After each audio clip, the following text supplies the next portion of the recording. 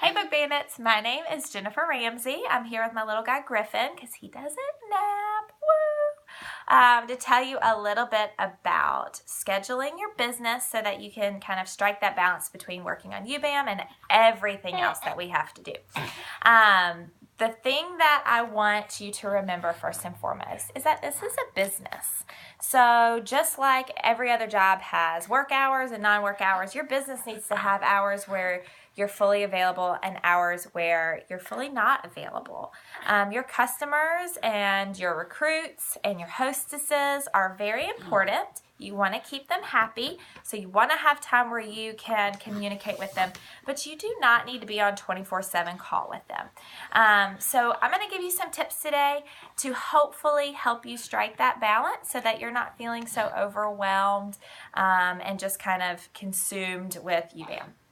Now, in order to schedule your business, you need to know where your business is going. So setting goals is going to be really important, and what your goals are going to change.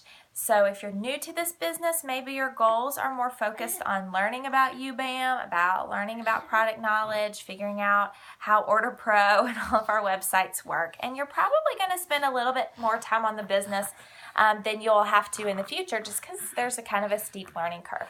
Now, maybe your goals are more sales oriented, so you're going to be working more during the week on hostess coaching and planning parties and booking your calendar. Or maybe you're trying to build your team and get your recruits success bound.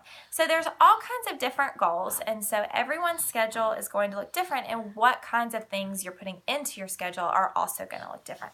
So figure out what your goals are, and then you can figure out how you're going to schedule to get there.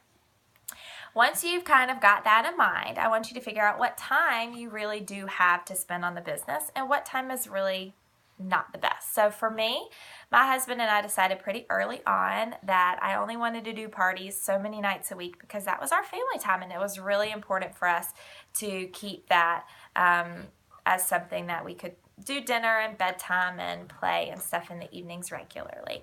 So for me, double booking parties was a necessity, and Gina talked a lot about that yesterday, and I really encourage you to do that if you haven't already. But so that's something that was really important to our schedule, and so that's something that I schedule in. I only have so many nights a week that I schedule parties, and my kids stay at home, so I have nap times. I have in the morning when they're really happy to play by themselves. I have some time in the evenings after they go to bed. So I have a schedule that says Monday through Friday, Saturday, Sunday, and it has times and then it has tasks. Okay, so the times are important so you can kind of give yourself some boundaries with your hours, but tasks are really the most important because what you spend your time on is going to determine how you're building your business. So if your focus is building a team, you probably don't want to spend 3 hours a day randomly watching YouTube videos on UBAM. It's fun, and I like them, but that's not going to be the most productive use of your time.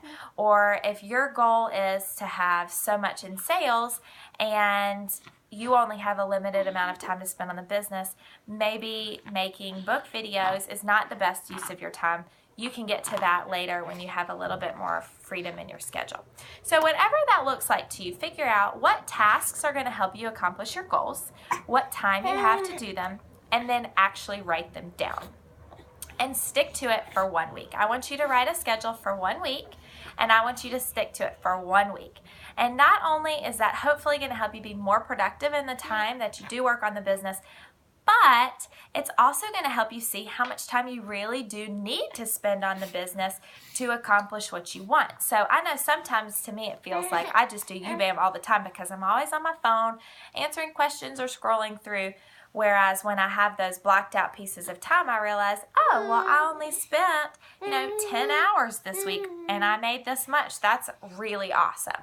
So it's going to really give you a good perspective on being more productive with the time you spend, more aware of the time you spend, and kind of striking that work-life balance. What I want you to do as your action item is I want you to do one of 3 things in the comments. One is make that week schedule that you're going to stick to for 1 week and then reevaluate. But I want you to make it and take a picture of it and post it. And then we'll all come and say, oh, that's an awesome schedule. Way to go. The second thing you can do is if you found something that's been really helpful to strike that balance that wasn't mentioned here, go ahead and comment that below. We would love to learn what you do as well. And the third thing is, if you're just like, I can't possibly make a calendar for a week and I don't have any tips, I want you to find one thing that you're going to change this week to help you strike that balance. So everybody needs help. I need help in this. So make one goal for yourself of something that you can tangibly do to help balance your work and life situation that you're going to actually implement this week.